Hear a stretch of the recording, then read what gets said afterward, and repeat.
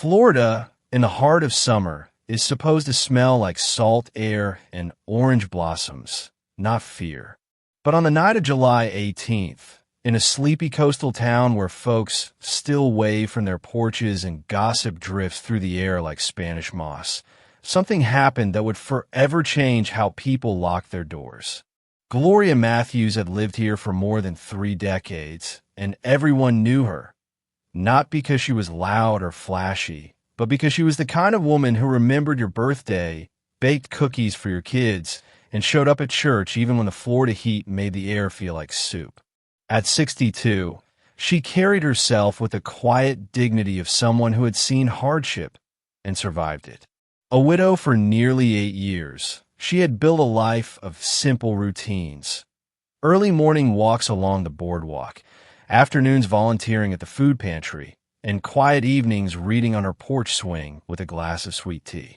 Her little single-story home sat on the edge of a quiet neighborhood, shaded by a sprawling oak tree that seemed older than the street itself. It wasn't much to look at, just pale yellow siding and a front garden she tended herself. But to Gloria, it was a sanctuary. The kind of place where you could hear the cicadas singing at night and feel safe enough to leave the windows open to let in the breeze. A few blocks away, the life of Anthony Vega looked nothing like glorious. 26 years old, with a criminal record that had started before he could legally buy a drink, Anthony was a drifter in his own hometown. He was the kind of guy who never lasted long in any job, showing up late, disappearing for days, or quitting before payday. His name was already familiar to the local police: petty theft, vandalism, disorderly conduct. Nothing that made headlines, but enough to mark him as trouble. Anthony's life was a rotating carousel of bad decisions. Nights drinking until dawn, days spent sleeping on friends' couches, and a habit of dabbling in whatever drugs were cheap and easy to find. Meth had been his drug of choice lately, the kind that stripped away judgment and turned even the smallest impulse into something dangerous. People in town said he had a mean streak when he was high, a flash of temper that could go from 0 to 60 in seconds. That Wednesday night started like any other for Gloria. She'd gone to her volunteer shift at the church kitchen, served hot meals to half a dozen families, and come home tired but content. She called her sister in Tallahassee, watered her petunias, and locked up before heading to bed. The hum of the ceiling fan was the last sound she remembered before drifting off. For Anthony, the night was just getting started. He'd been drinking cheap beer at a friend's rundown apartment, the air thick with cigarette smoke and the bitter tang of chemicals from a meth pipe. Around midnight, restless and wired, he wandered out into the humid darkness, moving without much thought, just following the empty streets. That's when he saw it, Gloria's house. Lights off, no car in the driveway. To him, it looked like an opportunity. In small towns like this, danger usually announces itself. A strange car parked too long. A loud argument in a driveway. But that night, there was no warning, only silence, broken by the distant crash of waves on the shore. Gloria's neighbors slept soundly, unaware that someone was moving toward her back door, that a shadow was slipping into the sanctuary she had built brick by brick. By morning, the town would no longer feel the same. The headlines would be ugly. People who had left their front doors unlocked for years would suddenly find themselves checking every latch twice. And the name Anthony Vega would go from being just another troublemaker in the police blotter to the face of a crime that would haunt the community for years to come. It would be the night a 26-year-old drifter crossed paths with a 62-year-old widow, and nothing about this town's idea of safety would survive. Gloria Matthews had always been the kind of woman people gravitated toward.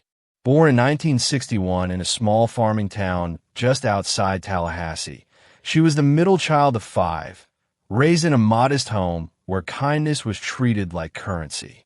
Her father, a Vietnam veteran turned postal worker, taught her discipline.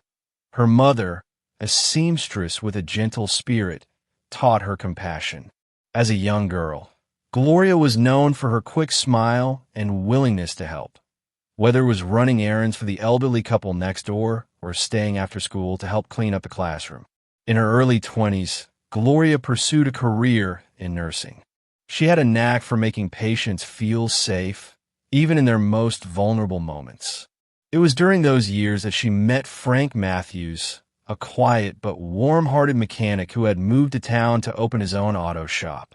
They married in 1986, and for over 2 decades, they built a life rooted in faith, hard work, and shared dreams. They never had children, not by choice, but by circumstance. Gloria's attempts to conceive had ended in heartbreak, a loss she carried quietly. Instead, she poured her nurturing energy into her nieces, nephews, and anyone in the community who needed a steady hand. Frank's death from pancreatic cancer in 2015 marked a turning point. The grief was crushing, but Gloria refused to withdraw from the world. Instead, she doubled down on her community involvement, volunteering at the church kitchen, organizing food drives, mentoring younger women at the congregation. She kept her home tidy, her garden blooming, and her heart open, even as she learned to live alone. Neighbors often said that stepping into Gloria's house was like stepping into a different time. Lace curtains, framed family photos, the scent of lavender furniture polish, and a pot of coffee always on the warmer. Anthony Vega's upbringing couldn't have been more different. Born in 1997 in Daytona Beach, he came into a world already teetering on the edge of instability. His mother, Carla, was only 19 when she had him, already struggling with alcohol and bouncing between part-time jobs. His father, Luis Vega, was gone by the time Anthony turned 3, serving a prison sentence for armed robbery. Without steady parental guidance, Anthony grew up in a revolving door of small apartments, couch surfing, and sometimes staying with distant relatives who could barely manage their own kids. School was never a safe place for him. He was small for his age in elementary school and often picked on, but by middle school, he had learned that the quickest way to stop being the target was to become the aggressor. He started getting into fights, skipping class, and hanging around older boys who were already flirting with criminal behavior.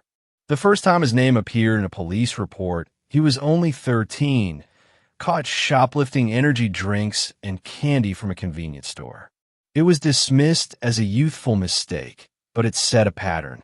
By 16, Anthony had been expelled from school and spent more time riding in the back of police cars than in classrooms. His juvenile record filled with charges for petty theft, vandalism, and breaking curfew. The one thing he seemed to be good at was manual labor, hauling construction materials, cleaning up work sites, doing odd jobs, but he could never hold steady employment. Showing up late, disappearing for days, or quitting without notice became his trademarks. When Anthony turned 18, he aged out of the juvenile system and into the adult one. His first real arrest as an adult was for stealing tools from the back of a contractor's truck. The second was for possession of methamphetamine. He served short stints in county jail, each time coming out more aimless and more embedded in the cycle of addiction and crime. Friends described him as someone who could be charming when he wanted to be, but that charm often came with an undercurrent of volatility, especially when he was high. In the years leading up to that July night, Anthony's life was a patchwork of failed opportunities and burned bridges. He'd live with a girlfriend until the relationship imploded, crash on a friend's couch until they kicked him out, then spend weeks in motels if he could scrape together the cash. He owed money to people you didn't want to owe money to, and the pressure of those debts often pushed him into riskier situations. What's most chilling is how close their worlds really were, despite being so different. Gloria and Anthony lived less than 2 miles apart. Gloria had probably driven past him without knowing it, maybe even smiled in passing.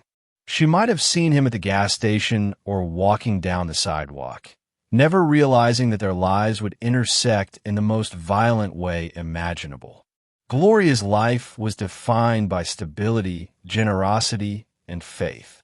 Anthony's was shaped by chaos, addiction, and a long trail of bad choices. But in a small Florida town, proximity doesn't care about the differences. Paths cross, sometimes in ways that lead to friendship, sometimes to tragedy. That summer, Gloria was looking forward to the church's annual charity bake sale, already making lists of ingredients she'd need for her lemon bars and pecan pies. Anthony, meanwhile, was spiraling, spending his nights in dimly lit apartments with people who shared his habits, passing around bottles of cheap liquor and clouds of smoke. Their lives were on opposite ends of the moral spectrum, yet heading toward the same inevitable collision. For Gloria, the world was still, in her heart, a place where kindness could keep you safe. For Anthony, it was a place where survival meant taking what you could, when you could, without asking. And that fundamental difference in how they moved through the world would set the stage for a night that neither could take back. One that would turn a peaceful Florida neighborhood into the setting for one of its most disturbing crimes. The air that night was thick, the kind of sticky Florida heat that clung to your skin even after the sun went down. Cicadas buzzed in the distance, and the faint sound of the ocean carried over the rooftops. Most houses in Gloria's neighborhood were dark, their inhabitants already asleep, ceiling fans humming lazily above them. For Gloria, July 18th had been another day filled with small acts of kindness and quiet routines. She'd woken early, taken her morning walk along the boardwalk, volunteered at the church kitchen, and stopped by the grocery store to pick up a few things for the week.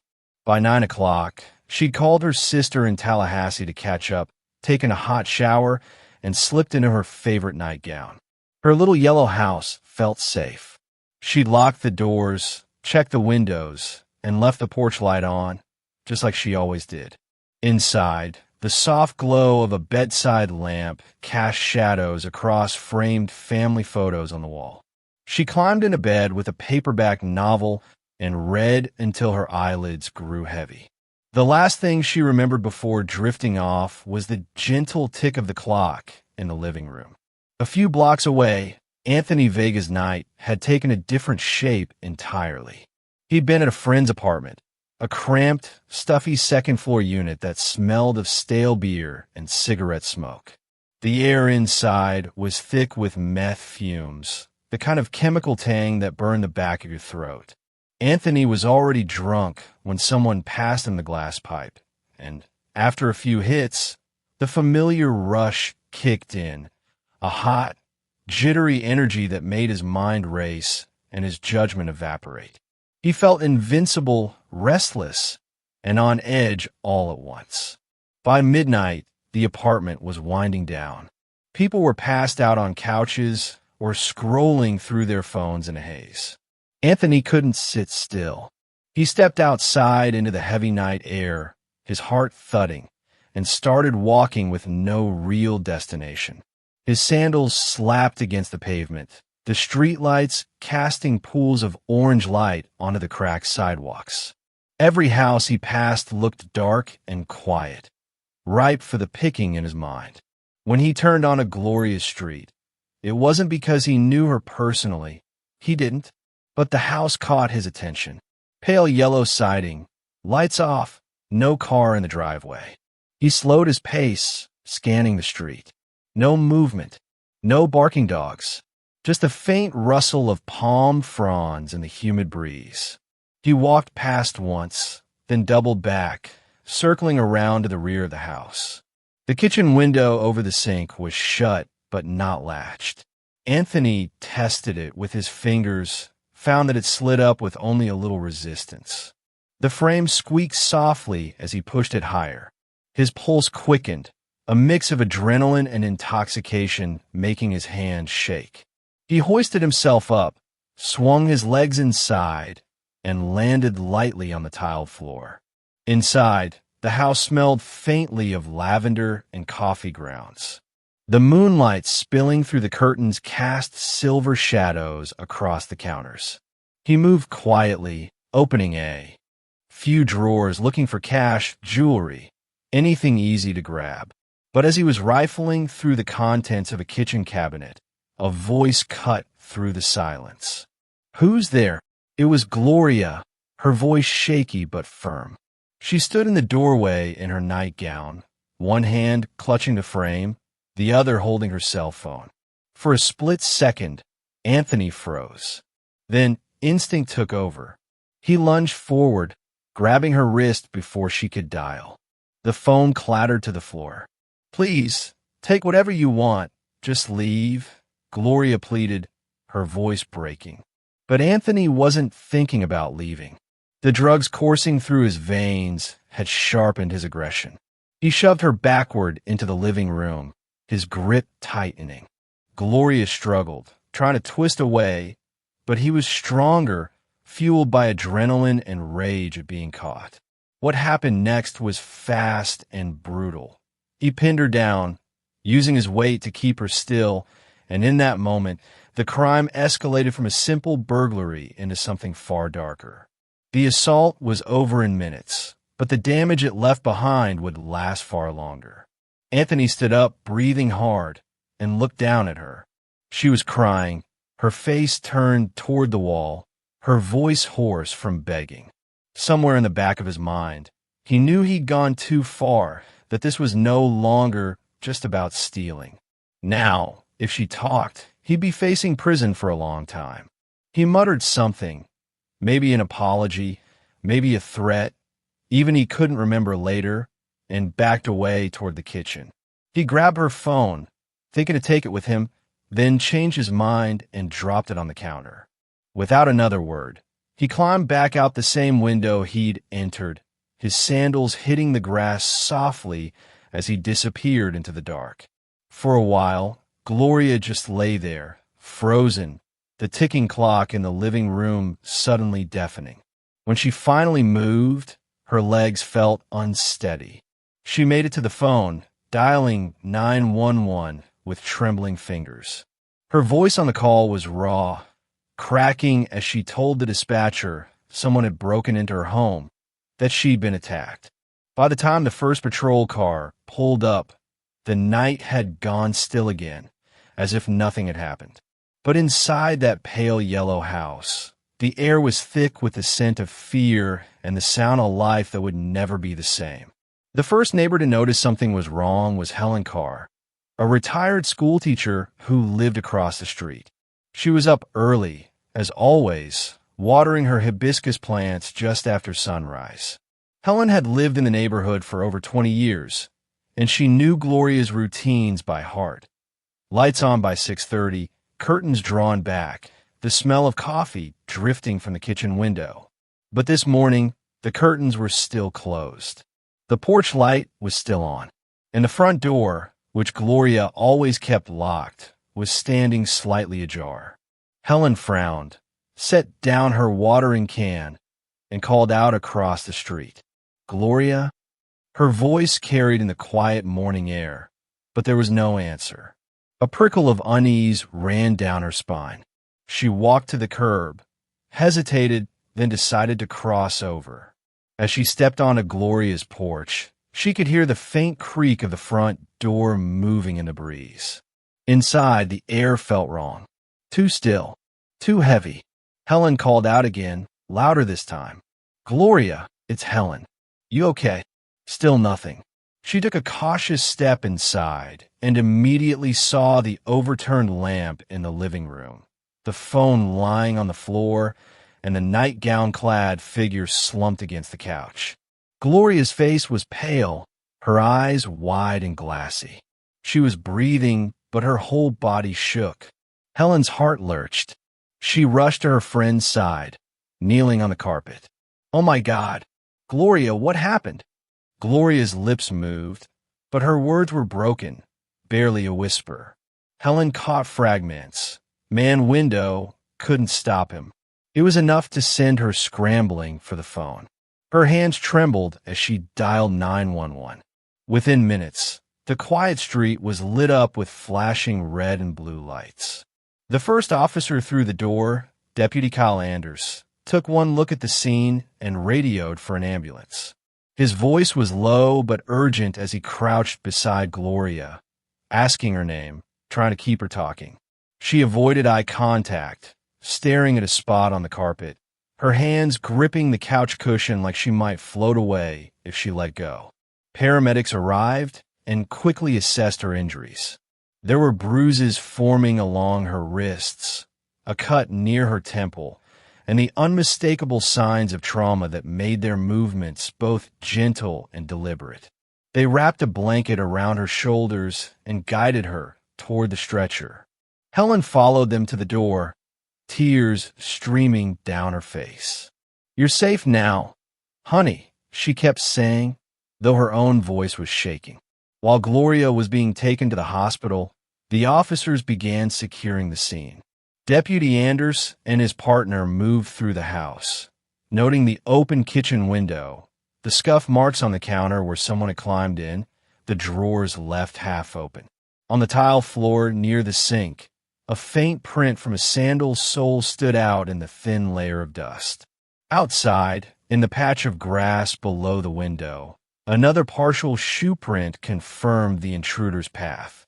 The lead investigator, Detective Maria Reynolds, arrived as the evidence techs were setting up.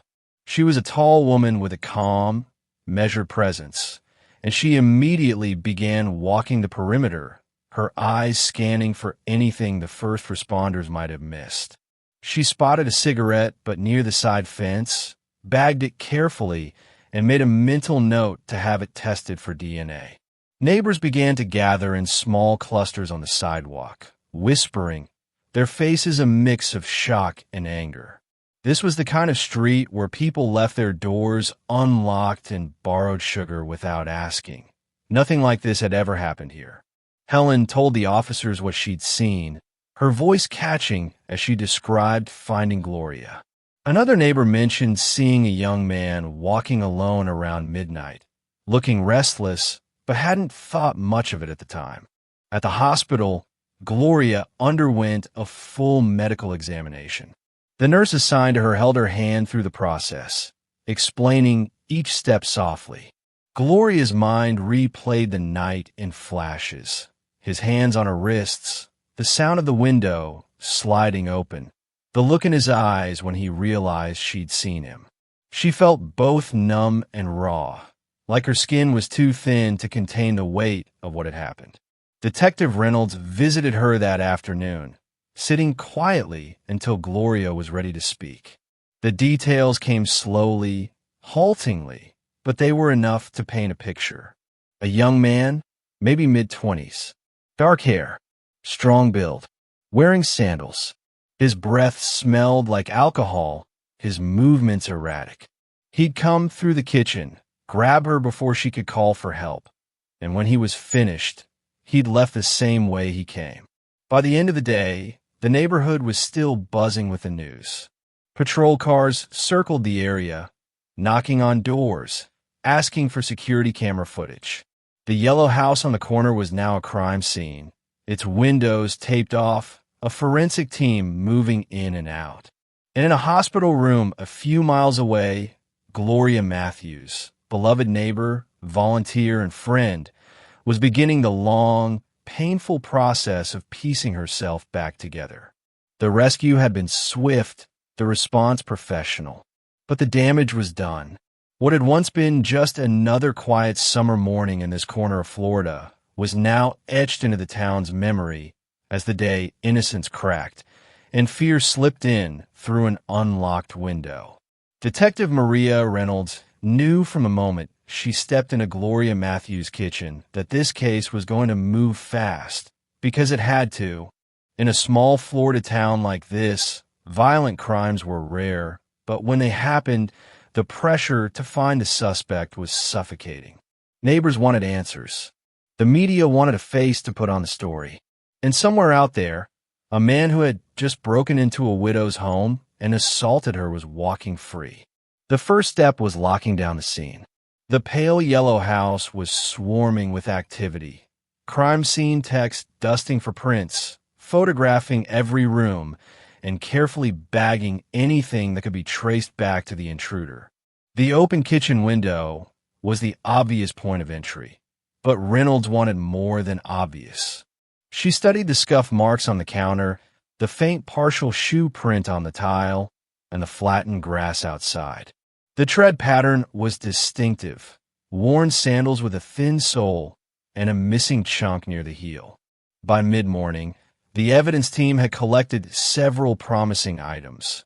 A cigarette, but from the side fence, a stray hair snagged on the kitchen window frame, and the partial shoe prints inside and out. They also swabbed the window sill for skin cells, bagged the blanket paramedics had wrapped around Gloria, and preserved the clothing she'd been wearing for DNA testing. Meanwhile, uniformed officers canvassed the neighborhood. One man, a retiree named Paul Driscoll, said he'd been out walking his dog around 12:15 a.m. when he noticed a young man cutting through the alley between two houses. Looked like he was in a hurry, Driscoll recalled. Tall, wiry, dark hair, wearing sandals. Didn't recognize him from around here. Another neighbor, a woman named Denise Lopez, remembered hearing faint movement outside her kitchen window sometime after midnight, but assumed it was a raccoon. When pressed, she admitted she'd seen someone earlier that evening lingering near the corner store. A kid, maybe mid-20s, glassy-eyed, jittery. The real break came from a newer resident, Brian Kim, who had a security camera mounted above his garage. The footage was grainy, but it captured a figure walking down the street just after midnight, passing Gloria's house, then circling back minutes later. Even in low light, the sandals were visible, as was the way the man kept glancing over his shoulder. Reynolds took the still images to the station and compared them against mugshots in the department's database. It didn't take long before a familiar name came up, Anthony Vega. His record matched the profile. 26, local, multiple arrests for theft and disorderly conduct, known to officers as someone who drifted between low-paying jobs and spent most nights drinking. And there was in his booking photos, the same narrow face, the same dark, close-cropped hair. The next step was confirmation. Reynolds contacted the state crime lab, putting a rush order on the DNA analysis from Gloria's clothing and the cigarette butt. In the meantime, she pulled Anthony's known associates and addresses from his file. Vega didn't have a stable home. He bounced between girlfriends, friends' couches, and cheap motels, but he'd been spotted lately around a rundown apartment complex on the edge of town. 2 days after the assault, Reynolds and a pair of uniformed officers went to the complex. The building smelled of mildew and stale smoke, its hallways dim and littered with fast food wrappers. When they knocked on the unit where Vega was rumored to be staying, a thin, nervous-looking woman opened the door. She said she hadn't seen him since a couple nights ago, when he'd shown up sweaty, jittery, and mumbling about needing to lay low. He'd asked for a change of clothes and left wearing old sneakers instead of his usual sandals. That detail caught Reynolds' attention. "Did he leave the sandals here?" she asked. The woman nodded and pointed to a corner by the couch. There they were, worn, dirty, with the exact missing chunk in the heel that matched the partial print from Gloria's kitchen floor. Reynolds bagged them carefully, tagging them as evidence. Later that afternoon, the crime lab called. The DNA from the cigarette butt and the biological evidence from the assault both matched Anthony Vega. It was the confirmation they needed. By that evening, a warrant was in hand, and a county-wide alert went out. The arrest itself happened the next morning. Officers found Vega asleep in a friend's car behind a convenience store. He was groggy, his eyes bloodshot, the chemical smell of meth clinging to his clothes.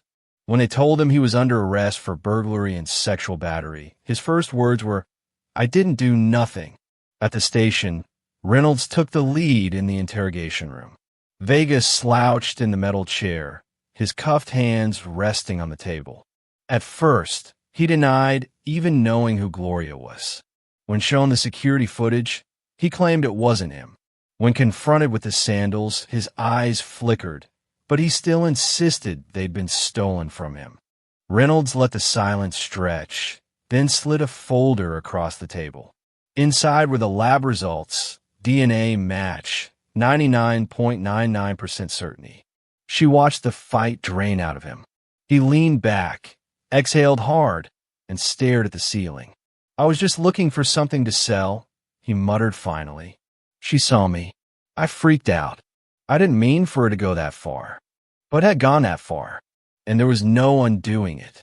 With a signed confession, corroborating DNA evidence, witness statements, and physical proof linking him to the scene, the case against Anthony Vega was airtight.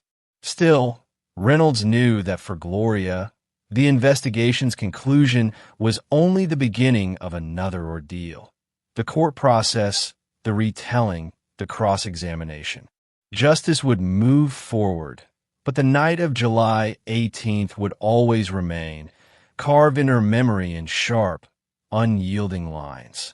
And for the small Florida town that once believed nothing bad ever happened here, the sight of police cruisers lined up on their quiet street, and the name Anthony Vega on the evening news was a reminder that safety isn't just about locked doors. It's about knowing that danger can walk among you, unnoticed, until it decides to step inside.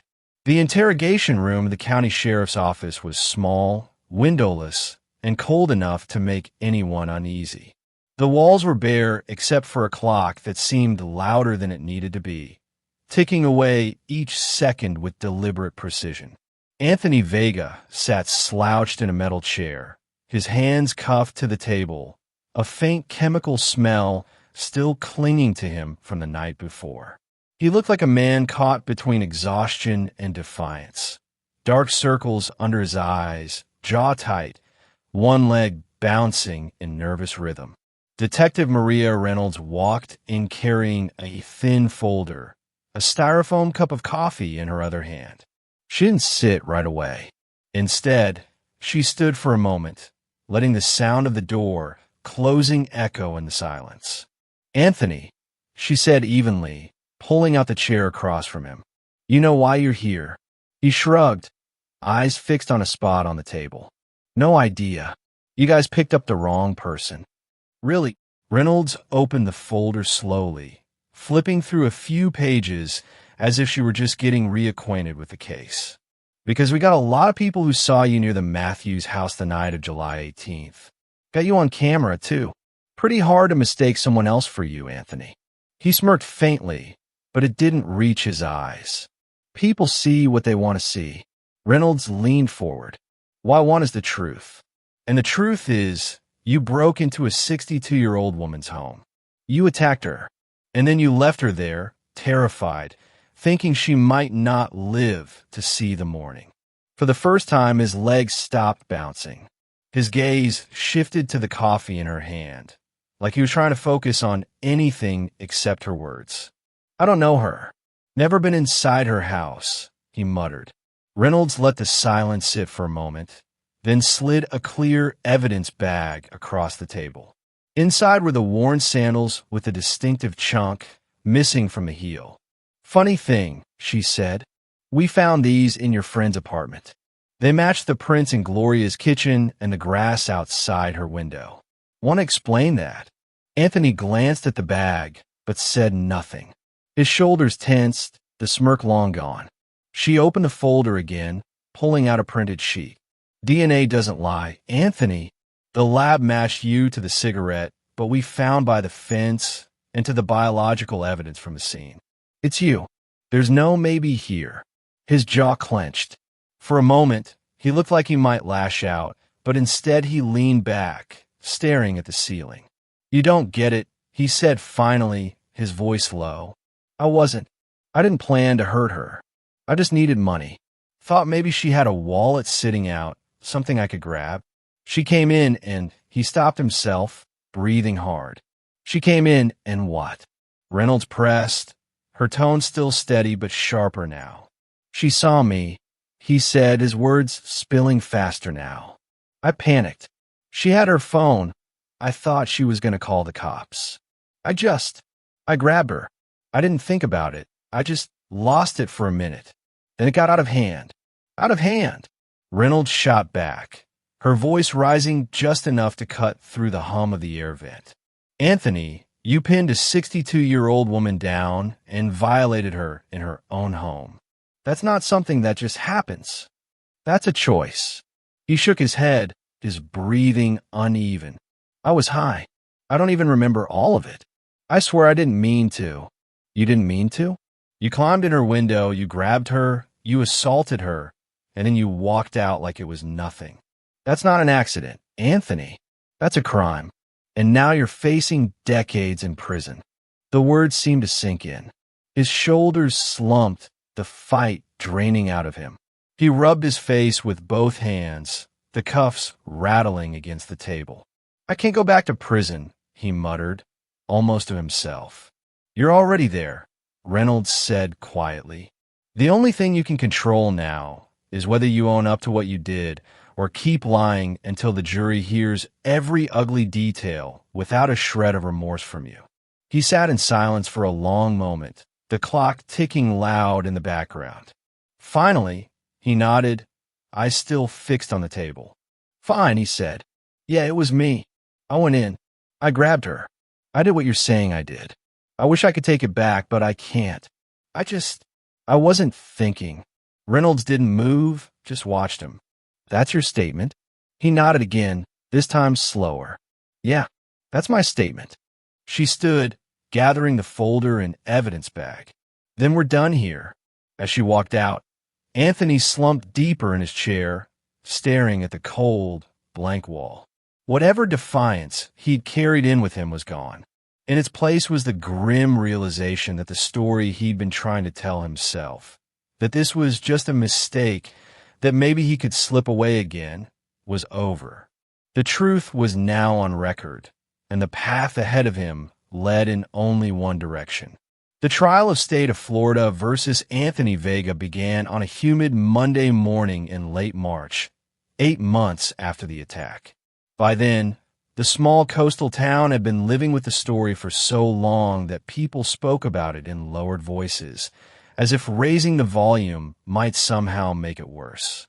The courthouse, usually quiet, was buzzing before 9 a.m., the front steps crowded with reporters, camera crews, and curious residents who had taken the day off just to watch justice unfold. Inside, the air smelled faintly of coffee and old wood polish. The courtroom itself was small, its worn oak benches packed shoulder to shoulder. Gloria Matthews sat in the front row of the gallery, just behind the prosecution's table. She wore a pale blue suit, her silver hair neatly pinned back. Her sister sat beside her, holding her hand. Gloria's face was calm, but her eyes betrayed the weight of what was coming. She would have to relive every detail of that night in front of strangers, and in front of the man who had stolen her sense of safety. At the defense table, Anthony Vega looked smaller than he had in his mugshot, dressed in a wrinkled navy blazer over a white shirt, his wrists free but his posture hunched. He glanced toward Gloria only once before quickly looking away. His public defender, a thin, balding man named Charles Garrison, shuffled papers and spoke to him in a low voice, his tone urgent. The prosecution was led by Assistant State Attorney Danielle Carter, a seasoned litigator with a reputation for building airtight cases in crimes against the vulnerable. When Judge Harold Denton entered and the bailiff called the court to order, Carter wasted no time in framing the narrative for the 12 jurors. This case, she began, her voice steady but charged with emotion, is about a man who thought he could take what he wanted, when he wanted, without consequence. It's about a woman who had every right to feel safe in her own home, and how that right was violently stolen from her on the night of July 18th. She walked the jury through the key facts: the open kitchen window, the partial shoe print matching Vega sandals, the cigarette but with his DNA, the grainy security footage showing him circling the block, and, most damning, his own recorded confession. She promised the jury they would hear from Gloria herself, from the detectives, from the crime lab experts, and from neighbors who saw a man matching Vega's description that night. When it was the defense's turn for an opening statement, Garrison didn't try to deny that Vega had been in the house. Instead, he leaned on the angle of impaired judgment. "Ladies and gentlemen," he said, "you'll hear testimony that my client was intoxicated, severely impaired, on the night in question.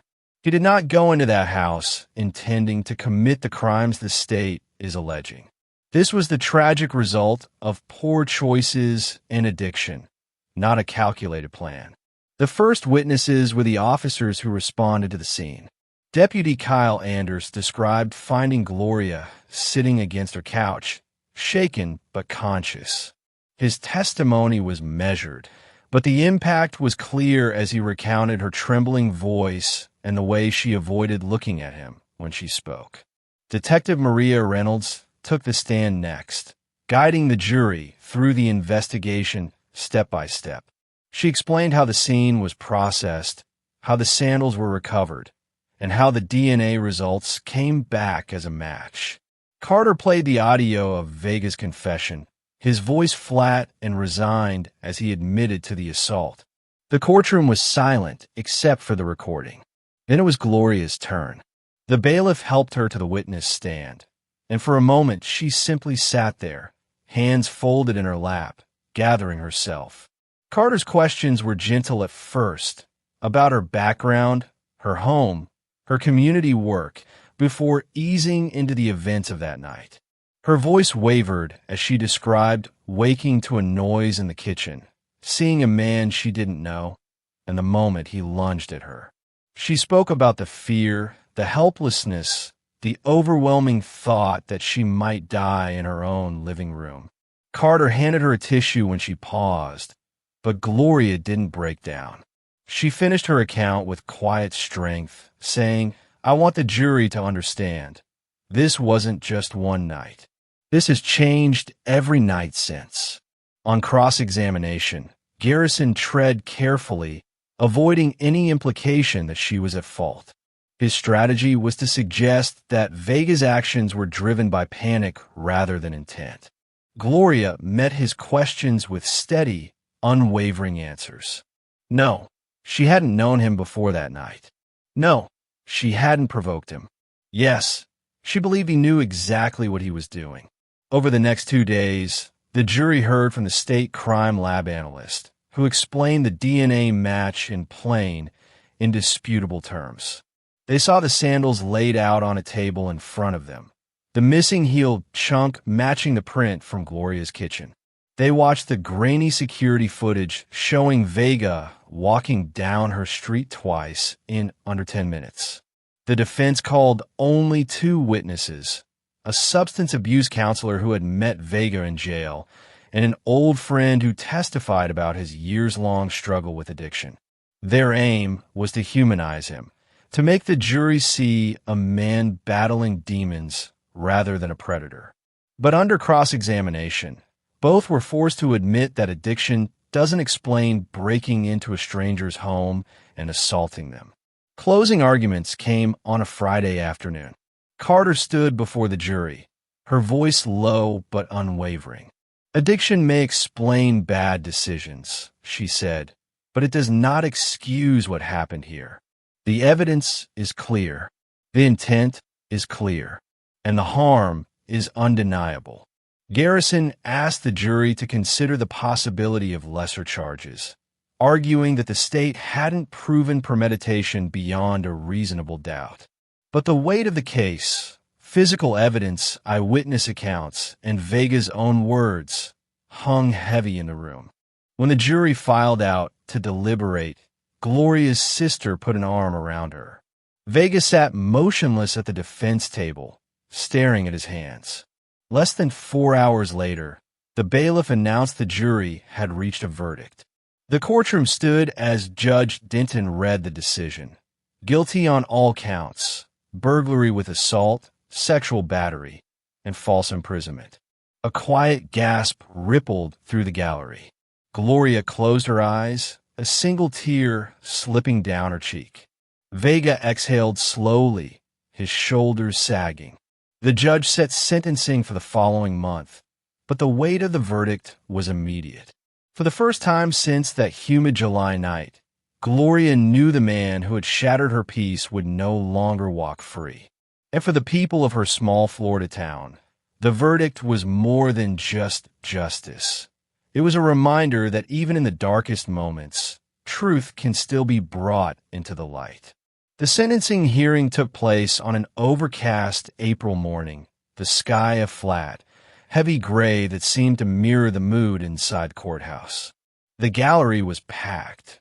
Neighbors, church members, and community leaders all taking their seats to witness the final chapter of a case that had haunted the town for months.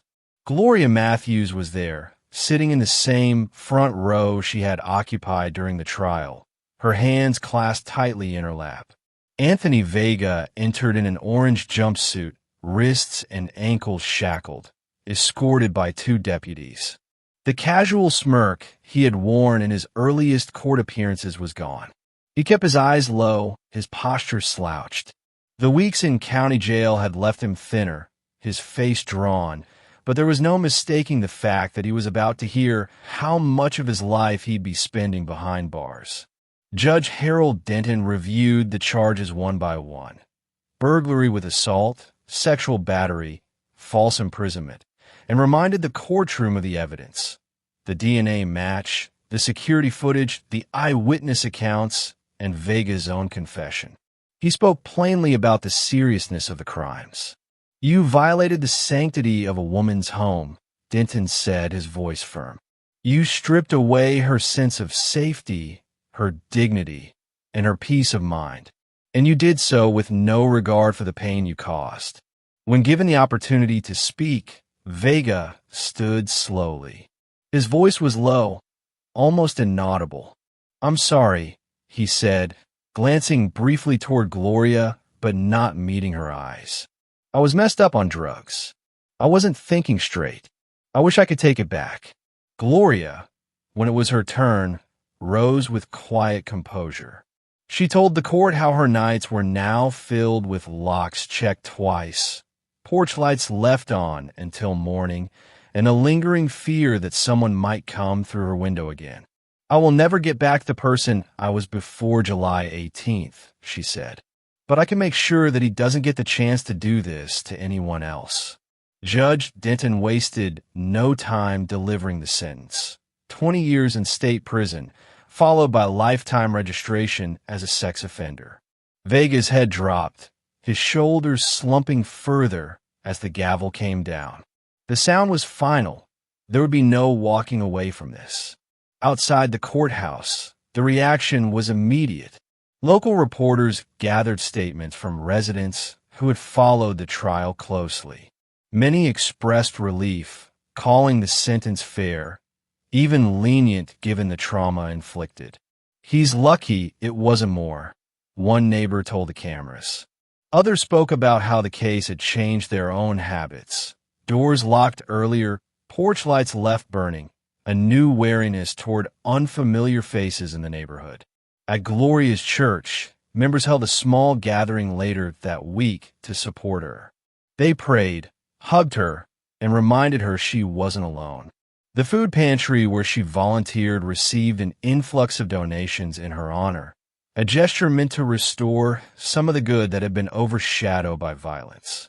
The case also prompted wider conversations across the county. At a town council meeting, leaders discussed funding for neighborhood watch programs and more accessible counseling services for victims of violent crime. Law enforcement officers held a community safety forum, using Gloria's case as an example of why quick reporting and thorough investigation matter. For Gloria, the sentencing was both a closure and a beginning. She knew 20 years wouldn't erase the night that had divided her life into before and after, but it meant she could sleep knowing Anthony Vega wouldn't be walking her streets anytime soon. As she left the courthouse that day, The gray clouds above finally broke, a thin line of sunlight cutting through. She paused on the steps, took a slow breath, and let herself believe, if only for a moment, that the worst was truly behind her. In the months after the sentencing, the town slowly settled back into its familiar rhythm, but the shadow of what had happened in Gloria Matthews' little yellow house never fully faded. Neighbors still lowered their voices when her name came up, and the porch light on her home stayed on every night, a quiet signal that some wounds never truly heal. For Gloria, daily life became an exercise in rebuilding. The physical injuries had long since healed, but the emotional ones were stubborn, showing up in unexpected moments. A sudden noise at night, the sight of a stranger walking too close, the way her own reflection sometimes looked foreign in the mirror. She began attending a weekly support group for survivors of violent crime, where she met others who understood the long tale of trauma. "It's not about forgetting," she told the group one evening. "It's about learning how to live with the remembering." Her volunteer work at the church and food pantry became both therapy and purpose. At first, she eased back into it cautiously, unsure if she was ready to be around people again. But the familiar rhythm of helping others, packing food boxes, serving meals, listening without judgment, gave her a renewed sense of control over her own life. People noticed she smiled more again, even if it was a little smaller than before. Anthony Vega's absence from the streets was felt in a different way. For years, he had been part of the town's background noise, sometimes a nuisance, sometimes just a shadow, passing through. In prison, he was placed in the general population, his charges marking him instantly among the other inmates. At first, Anthony kept his head down, avoiding eye contact in the chow hall, answering questions with short nods. But prison has its own rhythm, and rumors travel faster than the food line. Some inmates mocked him for the nature of his crime, others kept their distance. At night, lying on the thin mattress in his cell, he replayed the trial in his head, Gloria's voice on the stand, the look in her eyes when the verdict was read. He told himself he was focusing on good behavior to earn privileges, but deep down, he knew there was no escaping the weight of what he'd done. He spent his days working in the laundry, keeping his head down, and avoiding conflict when he could. According to corrections officers, he attended addiction counseling, though whether it was a genuine effort or just a way to pass the time remained unclear. The case left an imprint on the community that went beyond the people directly involved. The neighborhood association launched a safety initiative, encouraging residents to install better locks, add motion lights, and share security camera footage with law enforcement when needed. The county sheriff's office expanded its outreach, sending officers to speak at schools and community events about situational awareness and personal safety. Perhaps the most lasting impact was the conversation it sparked about the intersection of addiction, crime, and prevention. Local leaders began working with social services to create early intervention programs aimed at at-risk youth. Kids whose lives, in some ways, looked a lot like Anthony's had at 16. The hope was that by stepping in sooner, fewer young men would end up on the same path. Gloria's story also resonated far beyond Florida. A regional news feature about the trial and sentencing was picked up by national outlets, and she received letters from strangers across the country, some offering prayers, others sharing their own experiences as survivors. She kept them in a small wooden box on her dresser, a reminder that her voice had reached farther than she ever imagined. Over time, Gloria became a quiet advocate. She didn't seek the spotlight, but when asked, she spoke at victim rights events, church gatherings, and even a state conference on community safety. Her message was simple but powerful. You can survive the worst thing that's ever happened to you, and you can still live a life worth living. The pale yellow house remained her home. Some had suggested she move, start fresh somewhere else, but she refused. He doesn't get to take this from me too, she told her sister. Instead, she made small changes: reinforced doors, shatterproof window film, and a rescue dog named Jasper, who now kept watch from the front porch. Years from now, the legal paperwork of State of Florida versus Anthony Vega will be archived in some courthouse file room. But in this town, the case will still be remembered, not just as a story of violence, but as a turning point. It became a reminder that safety is not a given, that communities must protect one another, and that healing, though imperfect, is still possible. And for Gloria Matthews, the legacy of that night isn't just what was taken from her. It's the life she fought to reclaim, one cautious, determined step at a time.